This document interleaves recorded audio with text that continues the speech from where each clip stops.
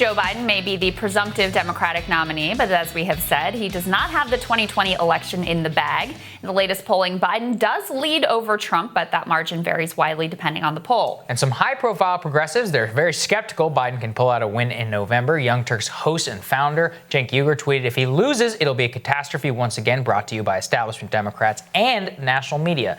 Cenk joins us now via Skype to expand on that and possibly a way forward. It's good to see you, Cenk. Thanks for joining us.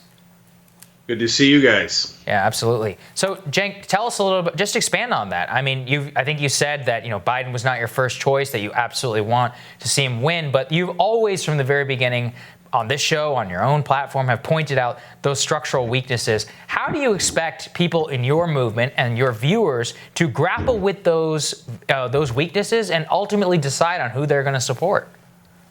Yeah. Well, look, as far as who you're going to support, I don't think that's that hard a question. Any vote that doesn't go to the credible candidate against Trump helps Trump. It just does. And they maneuvered nicely. The establishment did, so that as usual in the general election, we have no good choices. But that's why I say fight with all you got in the primaries, because once the primary's over, you're stuck. So I'm not going to help Trump in any way, shape, or form. Now, but the establishment, on the other hand, says, okay, now, Crystal and Cenk and all you progressives, you must get your audience excited about Joe Biden. No. First of all, that's not my job. That's Joe Biden's job. Second of all, look at the built-in assumption. The media is supposed to do propaganda. And so when you go into the general election, forget every critique you had, legitimate critique of Joe Biden you had, now lie on his behalf. No, not going to do it. Okay. So to me, it's give me a random dog catcher versus Trump, and I'm going to vote for the random dog catcher. So that's easy. But if you say get excited about a random dog catcher you don't know about or has a bad record, no, I'm not legally obligated to get excited. Right. Yeah, absolutely. And preview that race against Donald Trump a bit. I mean, part of what we quoted was you basically saying, look, if Joe Biden loses, it's not going to be our fault, right? They're going to blame us. We know that. They're going to blame Bernie Sanders. They're already preemptively, effectively blaming Bernie Sanders, blaming his movement. It's not going to be our fault. It's going to be your fault. Do you think that he's really vulnerable here? Yeah. Well, look, there's two things I'm worried about. One is their loser mentality. All over social media yesterday, they were already prefacing with it's Bernie's job, Cenk's job, Nina Turner's job to win this election for us. And if we lose, it's going to be their fault. Okay. Well, you know who sets up an excuse 7 months before an election in case they're going to lose? A loser, someone planning to lose. So I'm super worried about that because I, unlike the establishment, hate losing to Trump. I can't stand it. They seem perfectly comfortable with it. They did it once. I'm afraid they're going to do it again. So you got 7 months. You got 7 months, and you currently have the lead. If you blow that, that is 100% on you. Don't be a loser making excuses afterwards like the entire Hillary Clinton team. They got together yesterday and did a Zoom call to celebrate Bernie Sanders dropping out of the race. It's a team, Hillary Clinton's team is not in this race. I mean, and they're like, yes, it was Bernie. It wasn't us pathetic losers who lost to Trump with an IQ of under 70. It was Bernie's fault. Okay, so that's, and they were getting ready to do it again. No, look, Biden's team is actually better than Hillary's team. So I'm asking Biden's team, for God's sake, have a good plan, understand what personal responsibility means, and part of that good plan is, how do I excite people like progressives to turn out to vote for Joe Biden? And the way you do that is through personnel and policy. So make sure you've got enough progressives on your team that are actually contributing, not some sort of window dressing, and do real policies. If you do that and you do it in an earnest way, you might actually excite people. If you try to do what Hillary Clinton did, yeah, nice job, little pat on the head to progressives, then we're going to hate you, and I might vote for you, but a lot of our viewers vote because they're real human beings. You can't force them to do anything. or shame them into it, for that matter. And Cenk, I mean, an organization, the Justice Democrats, and you've been affiliated with, and so many others, they came out with a letter we covered on the show today asking Joe Biden to commit to many of these personnel as policy decisions. But some of them just seem fantastical in some of their demands, something like you can't hire anybody in your cabinet who didn't work for Wall Street. I mean, given how the Obama administration went, that just doesn't seem like it's going to happen. So is it going to be difficult for Biden to get the progressive support when the demands that were very, natural to a Sanders campaign are so fundamentally out of step with the Biden campaign? How are people naturally supposed to look at that and reconcile that with their, not even just necessarily the support, but like you said, their enthusiasm, raising money, and all the other ththings that come with the presidential campaign? So let's break this down in steps. First of all, just Democrats and others are right to ask for all of the things that we want in progressive policies. Why? Because what are we? We're not stupid like the establishment Democrats. Oh, let's ask for a quarter of a loaf and see what we wind up with. No, ask for the whole goddamn loaf. This is politics. Play hardball. Absolutely. Correct thing to do. And let's see what happens with it. Number two. Are we going to get some of the progressive policies passed during the Biden administration if, God willing, that's what happens? Because the other alternative is, God forbid, Trump administration 4 years. Obviously, you're going to get nothing under Trump. Will you get anything under Biden?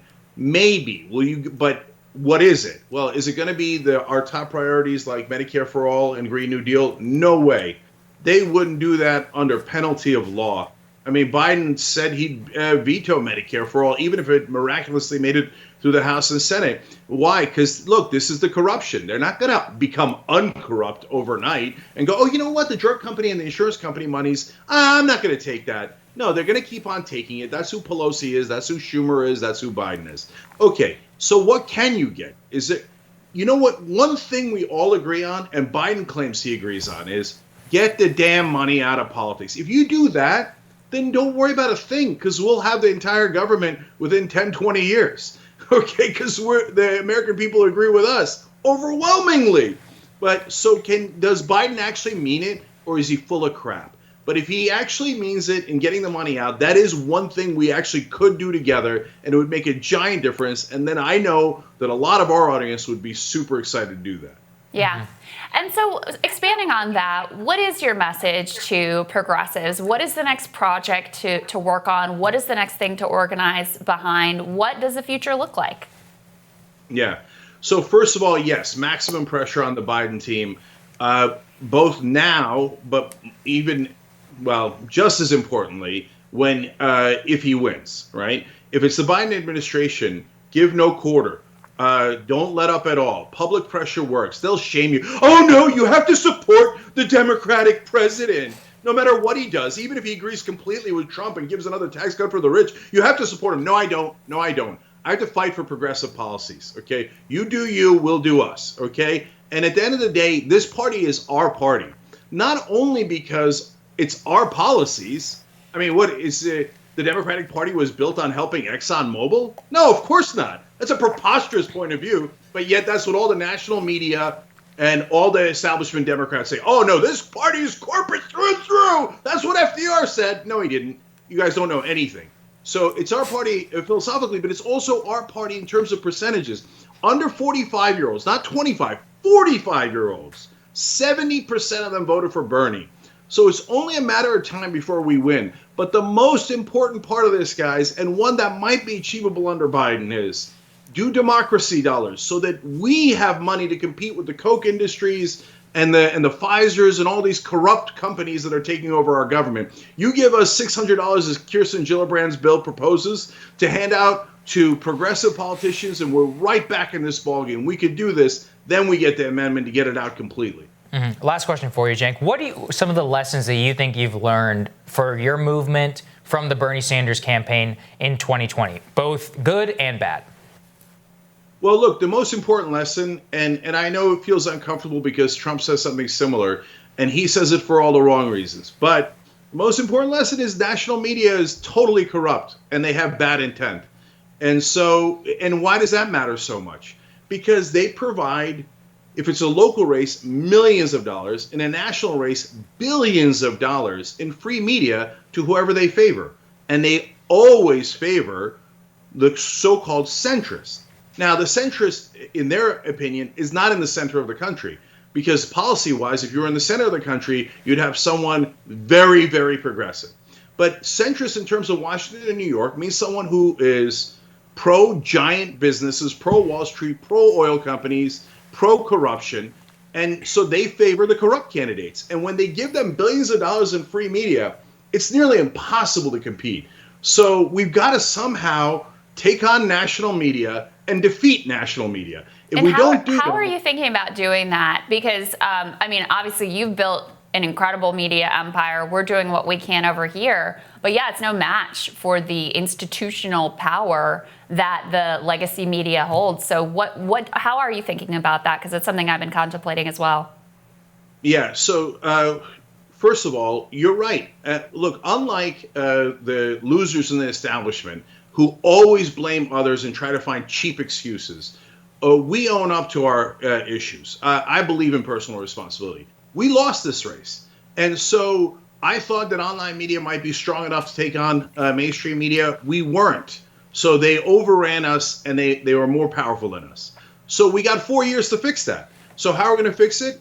Yeah, I know it sounds like, oh, yeah, you're saying it because it's your channel and your network. No, I'm serious. Whether it's The Rising, whether it's the Young Turks, it's Intercept, it doesn't matter. Democracy Now!, whatever you want to support. But progressive media has to rise up. Online media has to rise up. And the good thing is, it is. I mean, there isn't anyone under 45 who watches MSNBC and goes, oh, I think Bernie Sanders might be more against women than Joe Biden. I mean, older people think that because of propaganda that MSNBC and CNN does, right? But no one under 45 thinks those absurd things. So the future is ours. So look, right now, Young Turks is on Roku, Pluto, Comcast Xfinity, Zumo, YouTube TV. And I say that as 24-hour channels. TYT is a 24-hour channel. So eventually, our cable channel, I believe, is going to be larger than MSNBC and CNN. And when that happens, well, we have a completely different dynamic. Then when you have news that actually tells the truth, instead of doing manufacturing consent for the powerful and the elites, well, that's a sea change. Can that happen in 4 years? I think it can. Yeah. I also think, Cenk, I think the work you and Anna did, going on CNN, which is not always a fun thing to do, but even just having a little tiny bit of dissent shoved into those networks, I think is also really important to have those bridges. Yeah, certainly. Always great to have you, Cenk. We appreciate you so much. Appreciate Thank you. Thank you, guys. Appreciate it. Of course. And we're going to have more Rising for you after this.